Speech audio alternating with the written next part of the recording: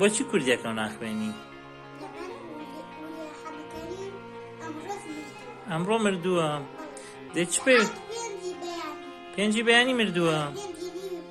5:30 بەیانی. ئەی ئەوە چ پەیوەندی بەوە ئەحمەد گیان؟ خۆشت دەوێ؟ خۆش ئەوێ. دەی باشە ئەحمەد گیان. ئەی چی پێ ئەڵێ؟ چی ئەکەی بۆی؟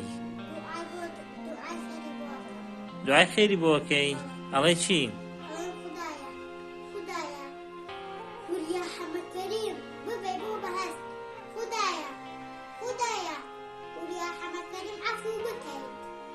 ئافرین ئافرین. دەی بیکە.